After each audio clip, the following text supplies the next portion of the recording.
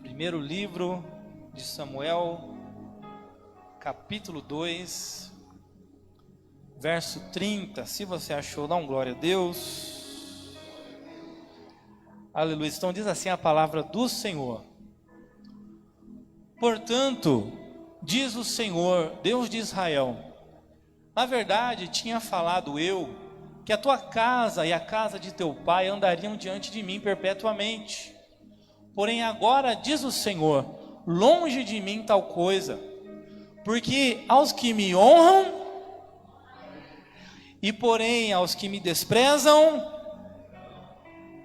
serão desprezados. Amém? Podeis assentar glorificando e exaltando o nome do Senhor. Aleluia. Então já estava eu orando, conversando com o Espírito Santo. Perguntei: Senhor, qual é a palavra que o Senhor tem para nós nessa terça profética? O Espírito Santo me disse para ministrar então 1 Samuel 2 em diante. O título da mensagem desta noite é: honrarei os que me honram e desprezarei os que me desprezam. Amém? Onde é que está o povo que está honrando a Deus aqui nessa noite? Se você está aqui nessa noite, você está honrando a Deus, amém, meu irmão? E assim diz o Senhor nessa noite: aqueles que me honram, eu honrarei. Tem alguém que está preparado para a honra de Deus? Só quem crê na honra do Senhor, joga a mão para o céu, dá um glória a Deus aí bem forte. Então a Bíblia diz, meu irmão, que em 1 Samuel capítulo 2, era ainda a época dos juízes, e a Bíblia diz que o juiz da época era o sumo sacerdote Eli. A Bíblia diz que o sumo sacerdote Eli, ele tinha dois filhos, chamados Ofni e Finéias, que eles eram também sacerdotes. Porém, a Bíblia diz que Ofni e Finéias, eles eram filhos de Belial. Ou seja, eles eram filhos do diabo, eles eram rebeldes, eles eram perversos, eles não conheciam a Deus. Me pergunte por quê? Porque a Bíblia diz que eles não se importavam com Deus, eles não temiam a Deus. Eles eram sacerdotes, eles ministravam na tenda do encontro, na casa de Deus, mas eles faziam de qualquer jeito, de qualquer maneira. A Bíblia diz, meus irmãos, que de acordo com a lei de Moisés, toda vez que alguém vinha trazer um sacrifício, os sacerdotes eles tinham o direito de ficar, por exemplo, com o peito daquele animal que seria sacrificado, com a coxa, com a pele. Porém, a Bíblia diz, meus irmãos, também que daquele sacrifício, a parte de Deus seria a gordura, seria o sangue. Porém, meus irmãos, Ofni e Finéias, eles eram tão perversos que quando alguém vinha trazer um sacrifício, eles queriam ficar era com tudo. Eles queriam ficar com aquelas partes que não eram destinadas aos sacerdotes, eles queriam ficar com a gordura que era a parte de Deus. Então, por isso a Bíblia diz que eles eram filhos de Belial, filhos do diabo, rebeldes, perversos, porque eles não temiam a Deus e eles não se importavam com Deus. Para piorar ainda a situação deles, a Bíblia diz que eles viviam em imoralidade sexual. Eles eram casados, porém eles viviam em adultério, eles viviam se prostituindo, ali mesmo aonde ficava a tenda do encontro, meus irmãos. Então a Bíblia diz, era muito grande o pecado de Ofni e Finéias. A Bíblia diz que o pai deles, o sacerdote Eli, já estava numa idade muito avançada, 98 anos, e além de tudo estava cego, estava surdo, e o sacerdote Eli, que ao ficar sabendo desses rumores, a Bíblia diz que ele não fez nada. Então, além de tudo, ele era um sacerdote sem atitude. Ele não era um exemplo, nem para a sua família, nem para a sua casa, nem para os seus filhos, e nem para a nação de Israel. Amém, igreja? A Bíblia, o pastor Sérgio pregou domingo. quando ele disse assim: palavras, elas podem até convencer, mas o exemplo arrasta. Então não adianta nada, meus irmãos, nós queremos convencer as pessoas através das palavras, se nós não vivermos o Evangelho, se nós não vivermos a palavra de Deus, porque é o exemplo que arrasta, porque nós somos o exemplo. Aonde nós estivermos, aonde nós pisarmos a planta dos nossos pés, nós precisamos ser o exemplo, meus irmãos. Tem uma frase que diz que nós somos a Bíblia que o mundo lê, porque o mundo não lê Bíblia. Você pode ter certeza que o mundo não tem tempo, entre aspas, de pegar nenhuma Bíblia. Então eles vão olhar para nós que dizemos que somos cristãos, e nós é que vamos ser a Bíblia que eles estão lendo, através da nossa vida, através dos nossos exemplos.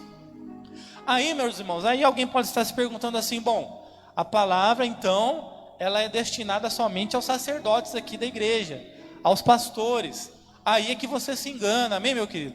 Porque a Bíblia diz na primeira epístola de Pedro, capítulo 2, verso 9, que nós somos o sacerdócio real. Nós, a igreja, a noiva do Cordeiro, nós é quem fomos chamados para ser sacerdócio real. Ou seja, ao seu lado está um sacerdote aí, meu irmão. Está uma sacerdotisa. Onde é que estão os sacerdotes, sacerdotisas aqui, nessa noite? Joga a mão para o céu, dá uma glória a Deus.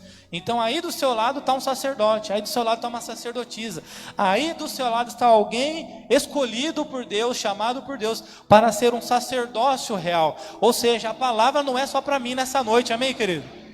Então eu não vou apanhar sozinho aqui nessa noite, a gente vai apanhar tudo junto. Hoje nós vamos pegar um na mão do outro, e de mãos dadas vamos todo mundo apanhar do nosso Pai Celestial hoje, graças a Deus. Amém, igreja? Então a palavra é para mim, a palavra é para você, a palavra é para toda a igreja nessa noite, porque todos nós somos sacerdócio real. A Bíblia nos chama de sacerdócio real.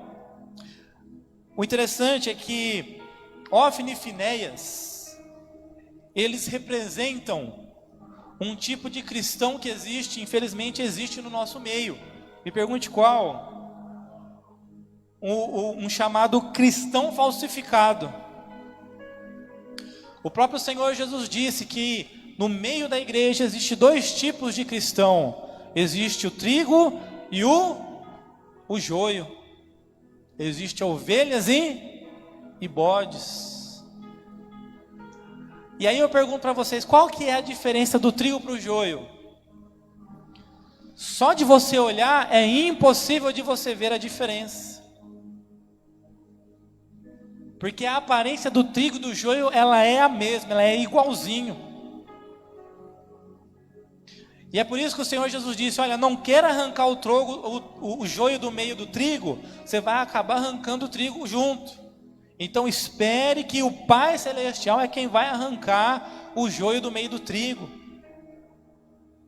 Então, meus irmãos, infelizmente no nosso meio existe uma espécie de cristão conhecido como cristão falsificado, joio. Em outras palavras, é como se fosse um satanista gospel. Já ouviu falar de satanista gospel, meu irmão? O que é um satanista? Satanista é aquele que ele segue a Bíblia satânica.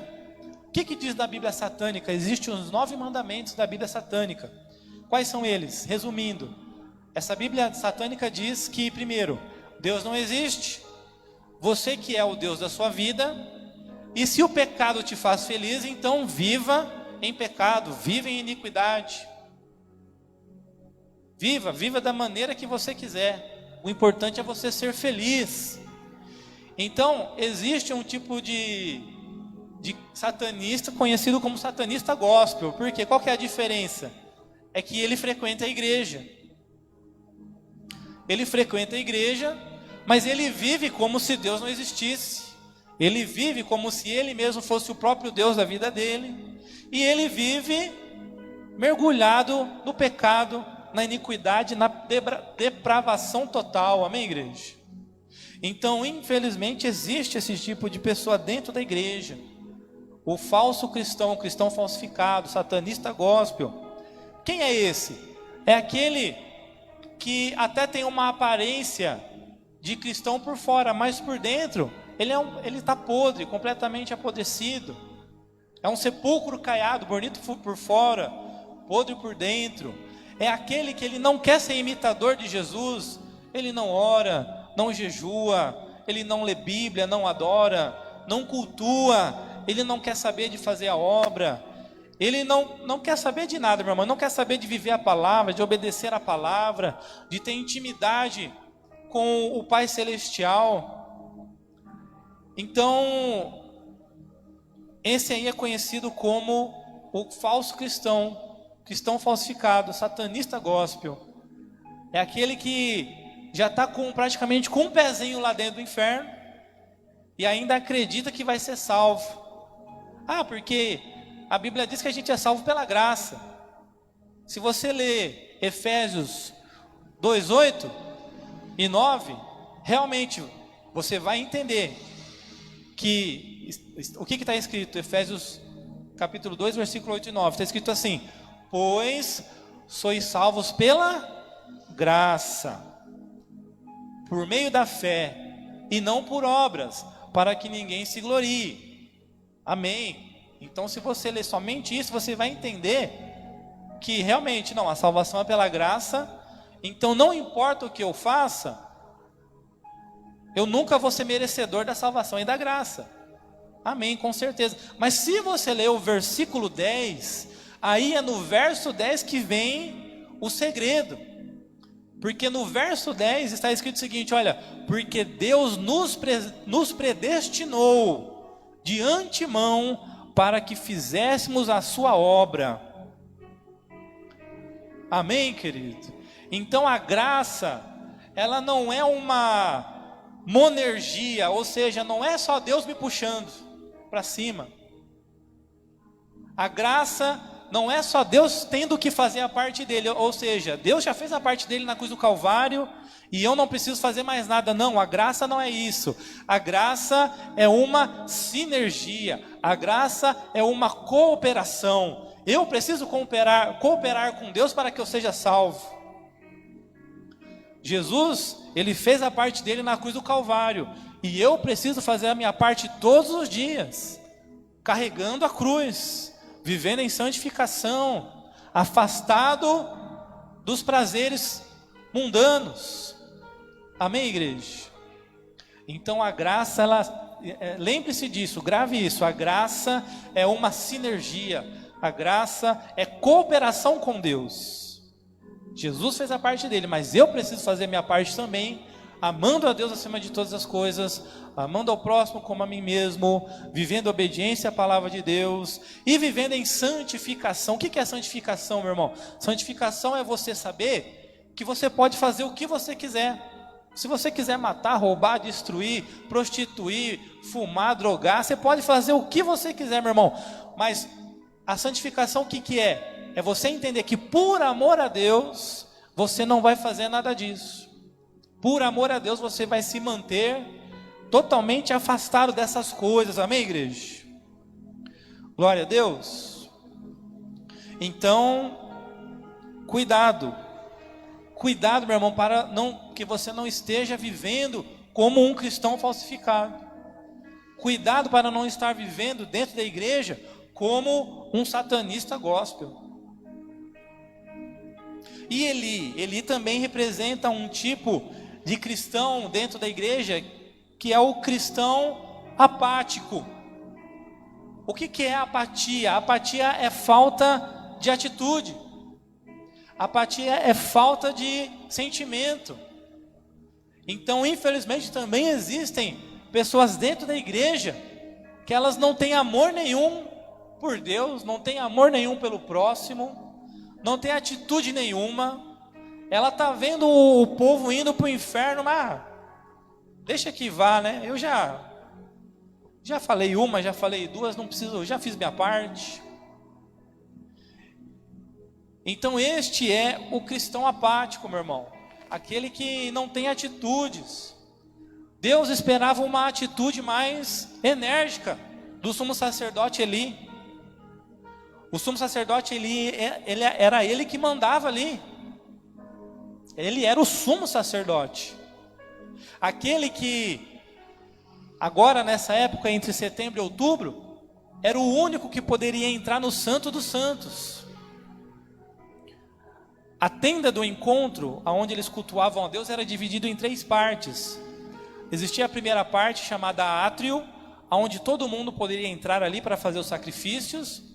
Mas depois, existia a tenda, e a tenda dividida em 2 partes. Primeiro o lugar santo, que era somente os sacerdotes, e depois o lugar santíssimo, aonde só o sumo sacerdote poderia entrar, mas ele só entrava uma vez no ano, no dia do Yom Kippur, o dia do arrependimento, aonde esse sumo sacerdote, ele entrava ali no lugar santíssimo, no Santo dos Santos, aonde estava a Arca da Aliança que era o símbolo do trono de Deus, aonde ele fazia um sacrifício primeiramente por ele, para o perdão do pecado dele, e depois ele fazia um sacrifício e derramava o sangue do animal, do sacrifício ali em cima da Arca da Aliança, clamando para que Deus perdoasse o pecado de toda a nação. Então, o sumo sacerdote Eli, ele era alguém muito importante, ele tinha uma autoridade muito grande ali em Israel, e Deus esperava que ele usasse a autoridade dele. Mas o sacerdote Eli, o sumo sacerdote Eli, ele não quis exercer a autoridade dele, meu irmão. O que ele deveria ter feito a partir do momento que ele ficou sabendo que os próprios filhos estavam se tornando filhos do diabo, ele já deveria ter cortado os filhos ali do sacerdócio. Ele já deveria ter tomado uma atitude mais enérgica, mais contundente. Mas não, o sacerdote Eli, ele foi deixando. E isso trouxe graves consequências, não só para os filhos dele, mas para ele também. Amém, igreja? A Bíblia diz que o sumo sacerdote Eli, ele chegou até a conversar com seus filhos. Ele disse assim: olha, se um homem comete um pecado ou falta contra outro ser humano, os juízes poderão intervir a seu favor. Todavia, se pecar contra Deus, quem poderá interceder por ele? Os seus filhos, apesar destes conselhos e advertências, não quiseram dar atenção a seu pai. O Senhor, entretanto, já havia resolvido destruí-los. Então, meus irmãos, essa palavra é para nós, principalmente para nós que somos pais, que somos mães, que temos filhos.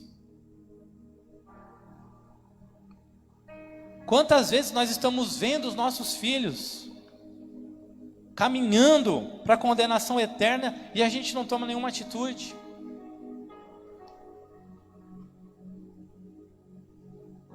A Bíblia diz, meu irmão, que para você honrar os seus filhos, você precisa discipliná-los.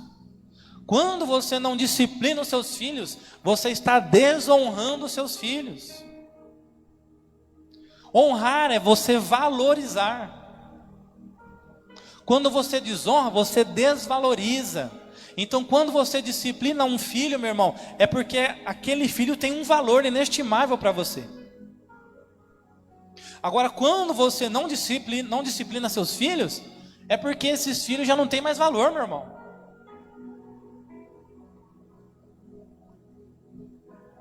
Então, Deus nos trouxe aqui nessa noite para falar assim: olha, a autoridade está na tua mão.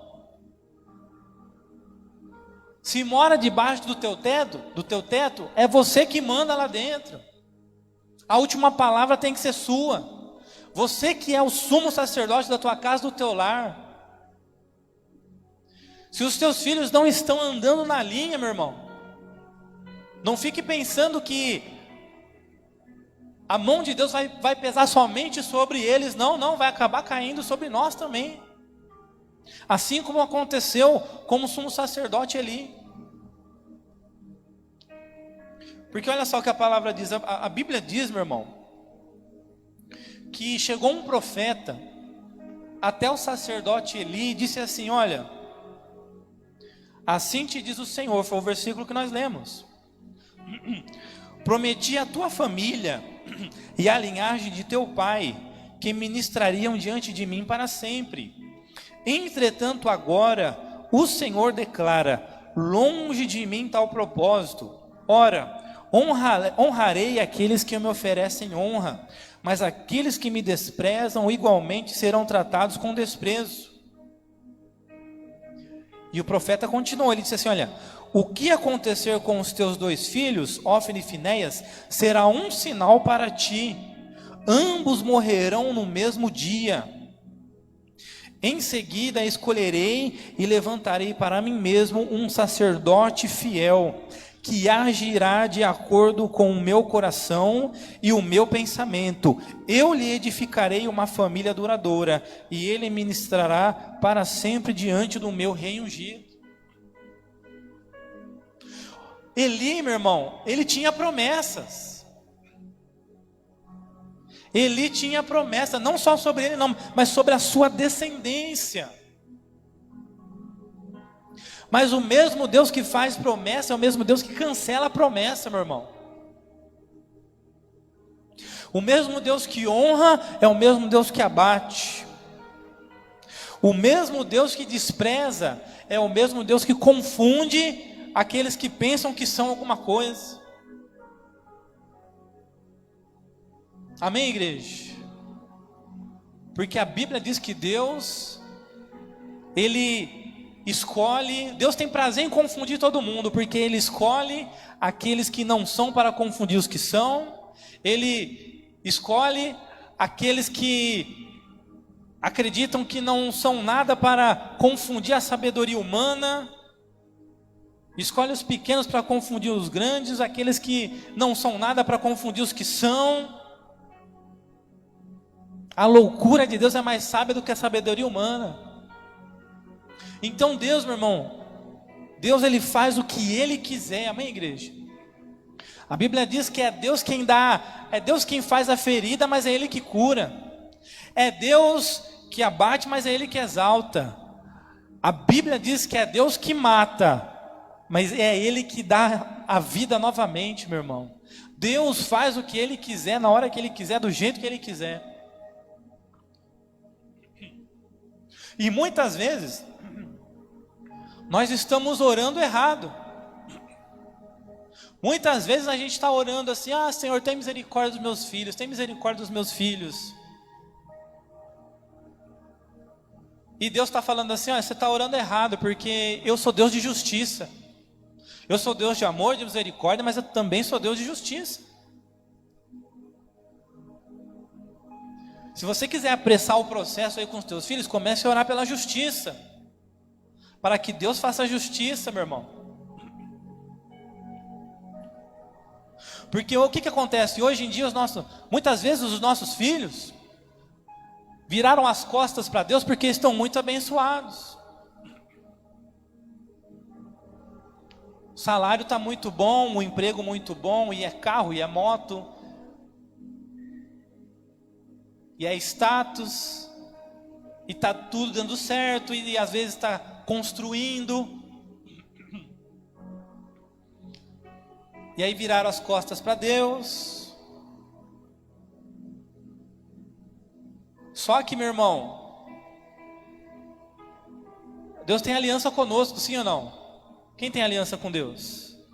Deus tem aliança com você e com a tua descendência. Então, se os nossos filhos estão afastados, você pode ter certeza que eles já saíram com um anzol na bochecha, meu irmão. Só que enquanto você estiver orando pela misericórdia, Deus não vai puxar. Mas aí no momento que você dobrar o seu joelho e falar assim, Senhor, faz justiça, Senhor. Aí você vai ver se Deus não vai puxar aquele anzol. Se Deus não vai arrancar esses jovens aí, desse lugar aí de orgulho, de soberba, colocar num cativeiro. Arrancar, vai tirar tudo que Deus deu, para eles descobrirem quem é Deus, para eles conhecerem quem que é o Deus de Israel. Amém, igreja? Ore pela justiça, meu irmão, não ore por misericórdia, não. Quanto antes, às vezes, o que eu vou falar, tem muita gente que já escutou e falou assim, não, mas isso aí não é muito doloroso. Mas quanto antes a gente orar pela justiça, o quanto antes os nossos filhos vão chegar no fundo do poço, e o quanto antes eles chegarem no fundo do poço, o quanto antes eles vão conhecer o Deus de Israel. Porque na hora que você está no fundo do poço, meu irmão, o único lugar que você tem para olhar agora é para cima.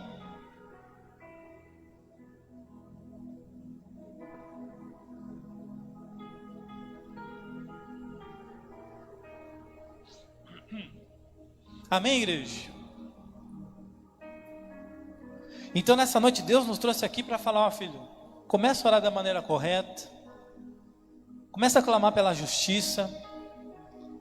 Eu não tenho aliança só com você, não tenho aliança com a tua descendência, com teus filhos.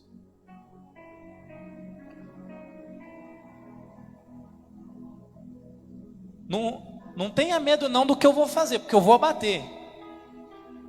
Eu vou fazer igual eu fiz com Jó, mas depois vai ter restituição dobrada. Assim que eles se converterem, meu irmão, vai ter restituição dobrada. Tem alguém que crê nessa palavra?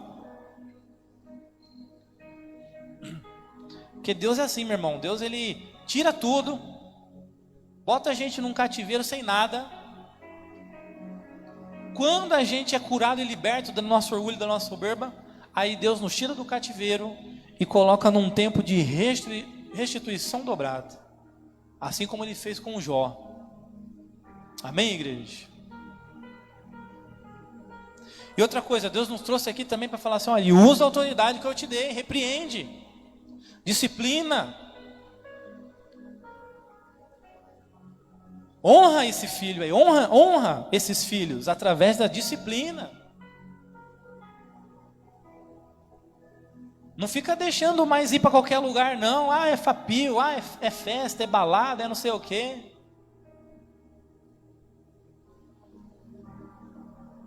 Toda vez, meu irmão, toda vez que o seu filho ele querer teimar com você, lança uma palavra de maldição. A palavra de um pai e de uma mãe é muito poderosa. Sabe que eu vou contar uma experiência minha. A Bia uma vez teimou porque teimou que queria ir num show. Eu falei assim, ó, não vai. Se você for, vai ter consequências em nome de Jesus. Ela foi, o que aconteceu? Lá no meio do show, perdeu o celular, foi assaltado, teve um arrastão. Aí aconteceu, na mesma semana, capotou de moto, bateu de moto. Ela estava errada. Ela bateu ela cruzou na frente de um cara que tinha acabado de comprar uma moto novinha. Aí, para ela pagar todos esses prejuízos aí, foi coisa de mais de um ano, meu irmão. Pagando todos esses prejuízos aí. Mas para honra e a glória do Senhor Jesus, nunca mais quis teimar comigo.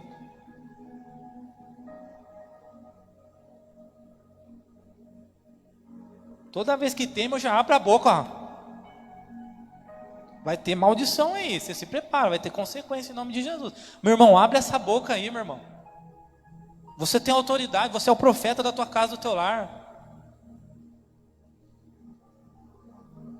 Começa a amaldiçoar esses filhos, sim. Mas não amaldiçoar eles, você vai pegar um câncer no tumor, não. Mas fala assim, ó, Deus vai tirar as suas coisas, sim. Vai ter prejuízo, vai ter consequência. Para aprender que você é homem de Deus, você é mulher de Deus, amém, igreja? Cadê os homens e mulher de Deus aqui nessa noite? Tome posse aí, meu irmão. Você é sacerdote, você é profeta em nome de Jesus. A Bíblia diz, meu irmão, que enquanto a família de Eli desprezava Deus, existia uma outra família que estava honrando a Deus. Me pergunte qual? A família de Ana. Ana era um exemplo de esposa submissa. Ana era um exemplo de mulher de Deus, mulher sábia. Ana era um exemplo de oração, de intimidade, de perseverança. Ana se tornou uma referência, meu irmão. Ana se tornou uma autoridade. Toda vez que você pensa assim: nossa, eu gostaria de lembrar de alguém que teve a sua oração respondida. Qual que é a primeira pessoa que você lembra? É de Ana, sim ou não? Porque Ana se tornou um exemplo, uma referência, autoridade de alguém, meu irmão, que conseguiu chamar a atenção de Deus, de alguém que conseguiu ter as suas orações ouvidas pelo Todo-Poderoso. E Ana, a melhor parte que é que Ana, ela orava, mas ela não queria algo para ela, não. Ela estava orando porque ela queria honrar a Deus. Ela sabia que Deus precisava de um sacerdote, de um profeta. Ela queria ter um filho, então ela falou: não, já sei, vou matar 2 coelhos numa só. Deus, de Abraão, de Isaac e de Jacó, se o Senhor me der um filho, eu vou te dar um profeta, eu vou te devolver um sacerdote, eu vou consagrar para o Senhor, vai servir o Senhor. Então Ana, meu irmão, se tornou um exemplo de alguém que tem uma oração muito forte, tem uma sabedoria muito grande na oração, alguém que tem intimidade com Deus, amém? Onde é que estão as Anas aqui nessa noite? Onde é que está o povo que está honrando a Deus, enquanto tem gente que está desonrando? Aqui nessa noite tem um povo que está honrando a Deus. Tem Anas aqui nessa noite, meu irmão. Em nome de Jesus eu creio que aqui tem exemplos de esposas, exemplos de maridos, exemplos de pessoas sábias, exemplos de homens e mulheres de oração que têm intimidade com Deus, que está aqui perseverando na terça-feira, que está se tornando referência de homem e de mulher de Deus, que já tomou posse da autoridade que Deus te deu. Cadê esse povo aqui nessa noite? Então Ana, meu irmão, ela tem a sua oração atendida, e ela cumpre o que ela prometeu a Deus, ela consagra Samuel a Deus. A Bíblia diz que Samuel começou a servir a Deus desde criança, desde menino. E Deus se agradou tanto dessa mulher, meu irmão, que Deus, Ele não deu apenas Samuel a Ana, não. Depois disso, Deus deu mais 3 filhos e 2 filhas para Ana. 5 vezes mais aquilo que ela pediu. Levanta a mão que eu vou profetizar. Mas eu profetizo em nome do Senhor Jesus, meu irmão, que nessa noite o Todo-Poderoso vai ouvir oração de Anas aqui nessa noite. E Deus não vai te dar apenas o que você está clamando e pedindo, não. Vai te dar 5 vezes mais em nome do Senhor Jesus. Será que tem alguém que crê aqui nessa noite, meu irmão? Então Ana teve mais 3 filhos e 2 filhas.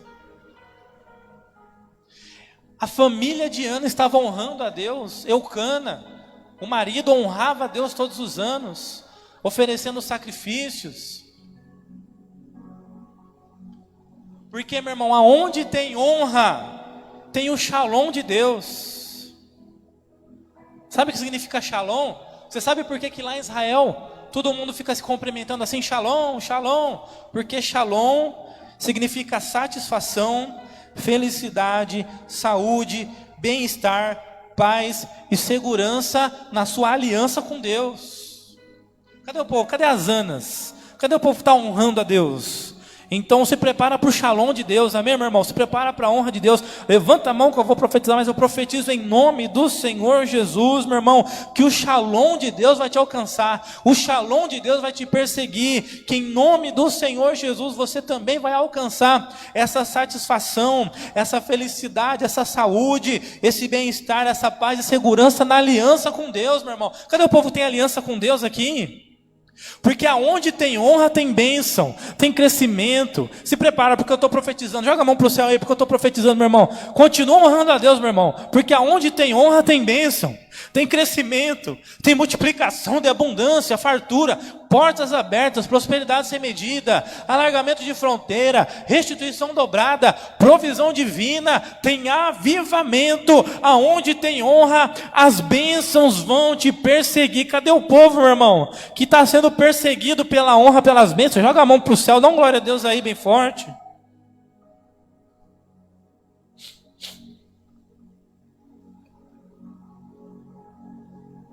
Meu irmão, quem está desprezando, deixa que despreze, mas continua você honrando a Deus.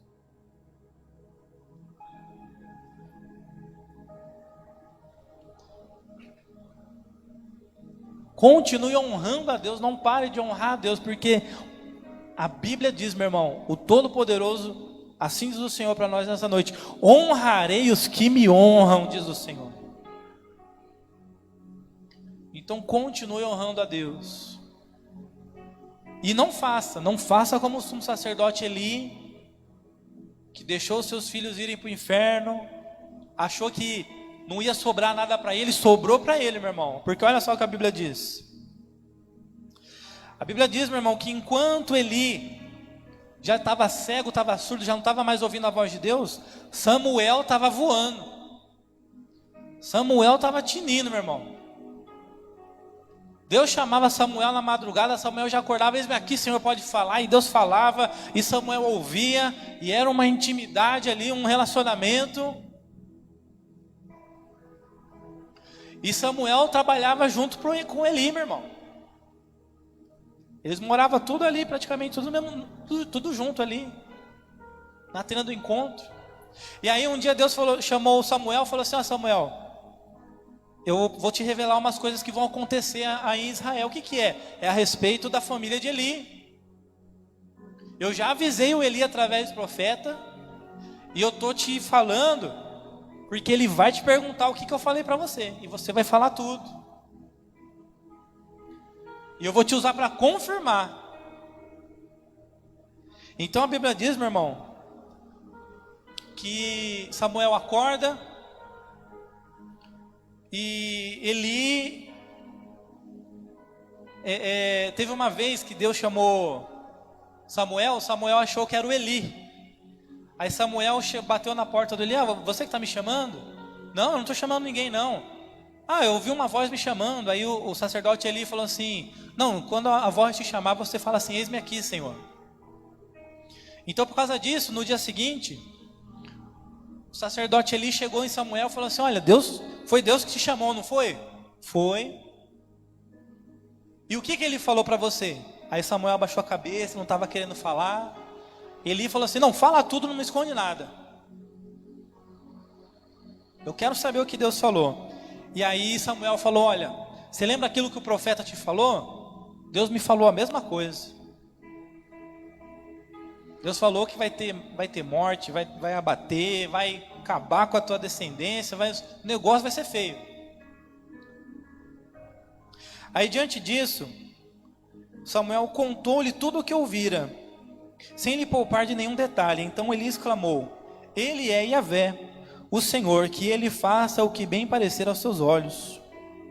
Enquanto Samuel crescia, o Senhor estava com ele e fazia com que todas as palavras do jovem de fato se cumprissem. Todo Israel, desde Dan até Berseba, reconhecia que Samuel estava confirmado como verdadeiro profeta do Senhor.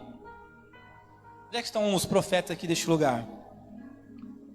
Então, meu irmão, continue buscando a voz de Deus, a voz do Espírito Santo. Continue treinando aí a tua mente para ouvir a voz do Espírito Santo, porque não é fácil não, meu irmão. Tem dia que não é fácil ouvir a voz de Deus, tem dia... Hoje mesmo estava difícil. E eu estava preocupado, eu falei: Deus, e agora eu preciso ouvir tua voz, preciso saber o que eu vou pregar. O Espírito Santo falou assim: calma, meu filho, respira fundo aí que eu vou falar. Respira fundo, calma, desacelera aí que eu vou te falar.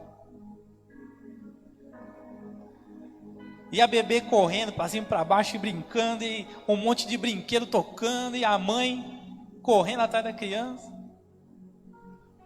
Mas graças a Deus eu consegui ouvir a voz de Deus. Tem dia que não é fácil não, meu irmão. Mas continue, amém, igreja? Continue, porque vai chegar o dia em que você vai ter o mesmo reconhecimento de Samuel. Vai chegar o dia, meu irmão, em que as pessoas elas vão olhar para você e vão falar: não, realmente, ali vai um profeta, um homem de Deus, uma mulher de Deus, alguém que ouve a voz de Deus, que tem intimidade com Deus, e que é a boca de Deus aqui na face dessa terra. Onde é que estão os profetas do Senhor aqui nessa noite? E aí o que aconteceu, meus irmãos? Passado alguns dias, Deus mandou o povo guerrear contra os filisteus, e os filisteus entraram na guerra ali, e eliminaram 4.000 soldados de Israel. E aí eles ficaram sem entender nada. Mas espera aí, se Deus mandou a gente guerrear, por que a gente foi derrotado? Ah, já sei, é porque a gente não levou a Arca da Aliança. A Arca da Aliança, que era o que? O símbolo da presença de Deus, do trono de Deus, da proteção de Deus, do poder de Deus, amém? E aí, só que olha só o que eles fizeram, meu irmão. Aí que desandou tudo mesmo, ó. Aí o exército falou para o Ofni e Finéias: olha, vocês não podem pegar lá a arca para a gente? Eles foram pedir justo para quem, meu irmão? Ofni e Finéias, filhos de Belial, perversos, rebeldes, que iriam carregar a arca de qualquer jeito, que não temiam a Deus, levava tudo na brincadeira, não obedecia os mandamentos de Deus, não tinha o temor de Deus. Qual foi o resultado? A Bíblia diz que quando eles chegaram com a arca, Israel começou a comemorar a vitória, e Israel gritou, Israel bradou, e os filisteus ficaram com medo e falaram: nossa, a gente já era, só com esse grito aí, já morreu alguns filisteus aqui. Aí os filisteus falaram: não, vamos ser homem, vamos para cima, a gente vai ser derrotado, mas vamos ser derrotado com honra. Só que a Bíblia diz, meu irmão, que os filisteus foram para cima e venceram o exército de Israel, e derrotaram o exército de Israel, e eliminaram 30.000 soldados dessa vez. E não só isso, mas Ofni e Finéias foram mortos, e eles levaram a arca embora lá para a terra deles. E aí, meu irmão, o que a gente aprende com isso? Que eu já preguei isso na terça-feira passada, mas Deus está mandando falar de novo. Não carregue a arca de qualquer maneira. No Antigo Testamento eles tinham que carregar a arca. Hoje nós temos que carregar Jesus, amém, igreja? Você carrega Jesus. Quem já confessou Jesus como Salvador? Temos alguém? Confessou Jesus como Salvador, batizou na água, participa da ceia, é batizado no Espírito Santo. Cadê esse povo? Então você carrega Jesus aí dentro de você, amém, meu irmão? Então não carregue Jesus de qualquer maneira, meu irmão, porque senão a gente vai acabar igual Ofni e Finéias. O nosso fim vai ser igual ao deles, amém, igreja? Então carregue Jesus sempre com amor, com excelência, com perfeição, com obediência, amém, igreja? Porque olha só o que aconteceu. Aí enviaram um mensageiro até o Eli. A Bíblia diz que Eli estava sentado lá tomando um cafezinho lá com a nora dele. A nora estava grávida. E aí chegou o mensageiro. E aí assim que o mensageiro mencionou a arca de Deus, Eli caiu da cadeira para trás, próximo do portão da cidade onde estava, quebrou o pescoço e morreu, porquanto já era muito velho e obeso. Eli julgou e liderou o povo de Israel durante 40 anos. A nora de Eli, a esposa de Finéias, estava grávida e já quase na época de ter seu bebê. Quando ela recebeu a notícia de que a arca de Deus havia sido tomada pelos filisteus e que o seu sogro e seu marido haviam morrido, começou a sentir fortes dores de parto e deu à luz. Ela estava morrendo, mas as mulheres que a ajudavam lhe rogaram: tenha coragem, anima-te, porque tiveste um filho. Ela, porém, nem conseguiu responder nem dar atenção. Ela deu ao menino o nome de Icabode, querendo dizer: foi-se a glória de Israel, aludindo ao fato de a arca de Deus ter sido tomada, e por causa da morte de seu sogro e de seu marido. E completou afirmando: a glória foi exilada de Israel, porque a arca de Deus nos foi tirada. Amém, meu irmão? Se coloca de pé. Então é isso, meu irmão. A palavra de Deus nessa noite é essa. 1 Samuel 2,30.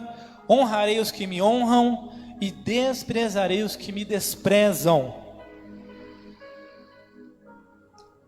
Se você ler Deuteronômio 28, meu irmão, Deuteronômio 28, do versículo 1 ao 14, a Bíblia diz assim: se vocês ouvirem a minha voz e obedecer os meus mandamentos, as bênçãos vão te perseguir. E aí tem uma lista de 20 bênçãos que vão perseguir quem obedece e ouve a voz de Deus. Só que lá do versículo 15 até o 68, a Bíblia diz assim: porém, se não ouvirem a minha voz, não obedecerem os meus mandamentos, as maldições vão te perseguir. Aí tem uma lista de 60 maldições que vão perseguir aqueles que desprezam a Deus. Amém, igreja? Então, meu irmão, nessa noite, você tem, se você quiser dobrar os seus joelhos, você tem liberdade. Pastora Natália, será que a pastora está vindo? Mas nessa noite, meu irmão, se você quiser dobrar os joelhos, fique à vontade aí. E faça uma análise da sua vida. Faça uma análise se você tem sido um cristão falsificado, se você tem sido um satanista gospel, se você tem sido um cristão apático. Então, meu irmão, clame pelo Espírito Santo de Deus, clame pelo perdão de Deus, peça perdão, confesse o pecado, abandone, clame pelo perdão. E nessa noite, meu irmão, decida a honrar a Deus a partir de hoje. Amém, igreja? Para que o Todo-Poderoso ele não venha a ter que executar a justiça dele sobre você e toda a tua casa, mas para que apenas as bênçãos do Senhor venham nos perseguir e a honra do Senhor venha nos alcançar onde nós estivermos. Amém? Glória a Deus. Então fique à vontade aí, meu irmão.